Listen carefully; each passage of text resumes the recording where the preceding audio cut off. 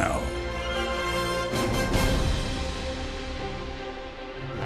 Good evening. I'm Beth Farnsworth. And I'm CJ Ward. We begin at 6 o'clock with a special report on the upcoming general election, which is less than a month away. Coming quickly, registered voters are starting to see their ballots arriving in the mail, and some have already voted.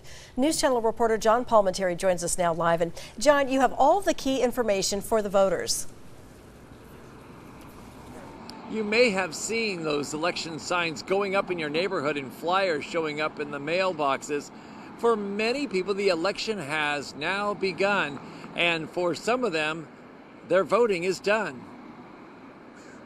The November general election has begun with about 237,000 ballots now in the mail in Santa Barbara County. Many are already in the hands of voters, and all should be received this week. And they're not the sample ballots. But that's the ballot. You're welcome to vote that immediately. You don't even need to put a stamp on it. Just drop it in the mail. The elections office says you don't need to vote in every contest if you're not sure of a candidate or an issue. People should not be intimidated by a ballot. They should vote what they're interested in and what they're knowledgeable about and cast that ballot. Some voters will cast their ballots this week, and some will wait. I put it off till the weekend before, and then I read everything, and I always look up my League of Women Voters. Always. And use that as a resource. Oh, yeah, for sure. It's nice to get it out of the way, but I also want to make sure I don't rush it if I have the time to do a little bit more of the research. And if you need more information on the candidates or election procedures, online there's plenty of resources. You can go to the Secretary of State, or you can go to our website, spcvote.com. Also, we mailed you a voter information guide, and that's got information in there, as well as the state mailed you a guide. there are several ways to turn in your completed ballot, including one of the easiest ways, dropping it right into one of these U.S. Postal Service blue mailboxes. That's the way one voter said he was returning his ballot. I think you can do it at the post office. Yes.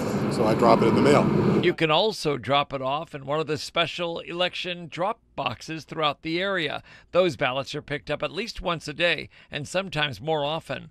A ballot can also be turned in at an elections office or a polling place on election day. For voters, they may find something on their specific ballot that is very close to home. The ballot is kind of unique in that depending on where you live, you might have a city council race, a mayor race, in addition to some of the statewide offices. And if you haven't received a ballot and thought you were registered, you can get all that checked out and fixed in moments. Leading up to an election, we hire a bunch of extra help folks, and we train them on how to answer any questions that people might have. And so they're ready and standing by to answer any question you might have right now. Democracy is not cheap. We ordered 237,000 ballots, same number of voter information guides. We've got everything prepared for you. We've hired poll workers, extra help, secured facilities. Cast your ballot.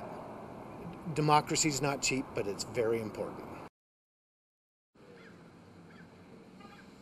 And if you're not familiar with one of those white election drop boxes, this is one on Anacapa near Delagara Street, and it has been unlocked, so it's open to drop your ballot into. Some of the election mail that you might get would be something like this, a voter information guide, and also your ballot would be in a separate envelope.